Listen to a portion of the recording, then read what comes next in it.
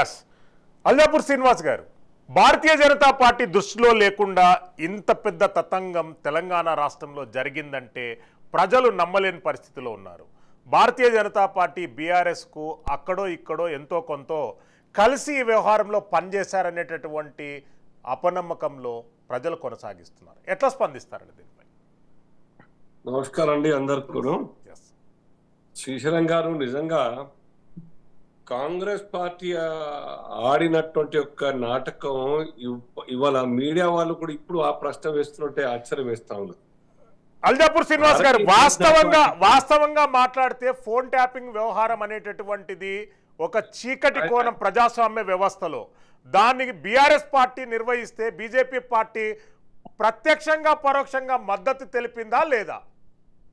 నేను అదే చెప్తున్నా, భారతీయ జనతా పార్టీకి బీఆర్ఎస్ ఏమైనా సంబంధం ఉందా?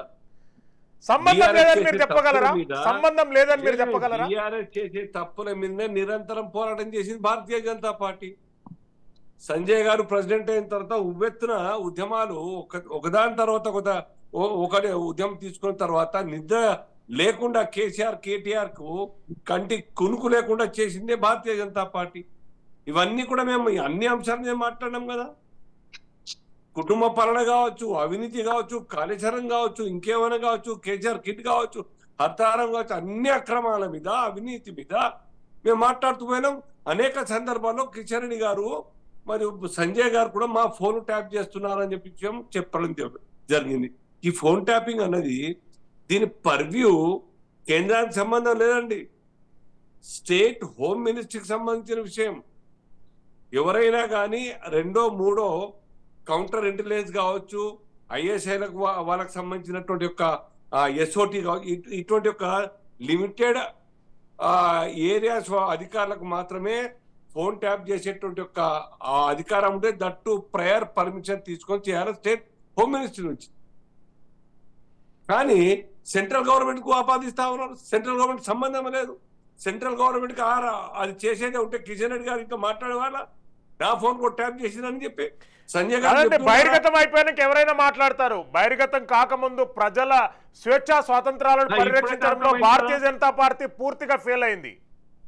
లే ఇప్పుడైతే అందరికి అర్థమైంది కదా, సత్యం ఎవరి వైపు ఉన్నది, వాస్తవం ఎవరి వైపు ఉన్నది, మేము చెప్పింది సత్యం అన్నది ఇప్పటికైనా అర్థమైంది కదా. ఈ అంశాలన్నీ కూడా స్టేట్ పర్వ్యూలోని, స్టేట్ కు సెంట్రల్ కు సంబంధం లేదు. స్టేట్ గవర్నమెంట్ ముఖ్యమంత్రి గారు కేటీఆర్ గారు ప్రత్యక్షంగా ఇన్వాల్వ్ అయ్యి పురమాయించిన తర్వాతనే ప్రణీత్ రావు లాంటి వ్యక్తి ఆ పని తీసుకున్నాడు కదా.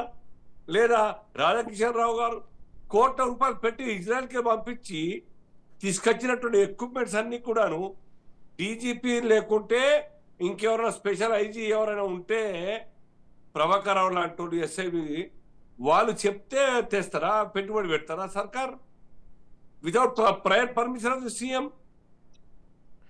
అర్థం చేసుకోండి. డెఫినెట్ గా ఇది వారి స్వార్థం కోసం కేసీఆర్ గారు, కేటీఆర్ గారు, టిఆర్ఎస్ సర్కార్ వారు సర్కార్లో ఉండడానికై, మెజార్టీ సభ్యుల్ని కొనుక్కోవడానికై, ఇతర నాయకుల్ని లోబర్చుకోవడానికై అల్లాపూర్ శ్రీనివాస్ గారు ఒక మందు బాటలు తీసుకురావడానికి తీన్తేరా నవటారా చేస్తారు. ఇంత పెద్ద సాఫ్ట్వేర్లు, ఇంత పెద్ద టెక్నాలజీ అవన్నీ తీసుకొస్తుంటే ఇంటెలిజెన్స్ వ్యవస్థ, కస్టమ్స్ వ్యవస్థ, ఐబీ వ్యవస్థ ఊరుకుందా అండి? అరే state government it cannot be. State government తన యొక్క తీర్మానం ద్వారా నిర్ణయం తీసుకున్నట్టుగా కొనుక్కున్నట్టు ఎక్స్చెక్కర్ ద్వారా చూస్తే జరుగుతుంది. దొంగచాటు కొన్నది కాదు. అఫీషియల్ గానే ముఖ్యమంత్రి ఆర్డర్స్ మేరకు ఇజ్రాయెల్కి వెళ్ళి తెప్పించి ఉంటారు. అది ఆ రికార్డ్ చూస్తే తెలుస్తుంది. ఇది కొద్దిమంది సత్యం గారు చెప్పినట్టు కానిచమలో ఎస్ఐలో సస్పెండ్ చేయడం కాదు, ఈవెన్ ఐపీఎస్ ఆఫీసర్ని మాత్రమే సస్పెండ్ చేయడం కాదు. Suspension is not final judgement. Suspension 6 నెలలకి ఎత్తేస్తారు. ఏమున్నది దానికి?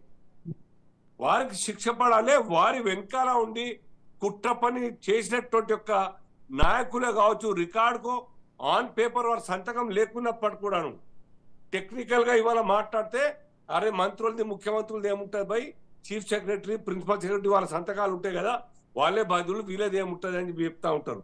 అనేక సందర్భాల్లో కే కే ఇప్పుడు కేజ్రీవాల్ కావచ్చు, లేకుంటే లాలూ ప్రసాద్ యాదవ్ కావచ్చు, జయలలిత కావచ్చు, సుఖరామ్ కావచ్చు, సురేష్ పచౌరి కావచ్చు, ఇలా అనేక మంది భజన్ లాల్ కావచ్చు, వాళ్ళందరూ బీజేపీ బాధితులే, వాళ్ళందరూ బీజేపీ బాధితులే. ముఖ్యమంత్రులు శిక్ష పడ్డాయి. వారి చేసిన తతంగం వెనకాల అధికారికంగా పొలిటికల్ లీడర్స్, మంత్రులు, ముఖ్యమంత్రులు ఓరల్ గానైనా వర్బల్ గానైనా ఆర్డర్ చేసిన కారణంగా వాళ్ళు తీసుకొచ్చి తప్పు చేసి ఉంటారు.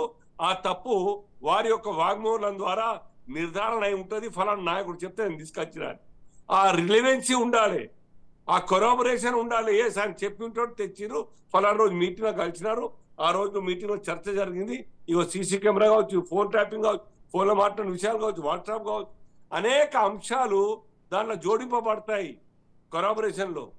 దాని తర్వాతనే ఇవన్నీ శిక్షణ పడతాయి. అల్లాపూర్ శ్రీనివాస్ గారు మళ్ళీ వస్తానండి మీ దగ్గరికి.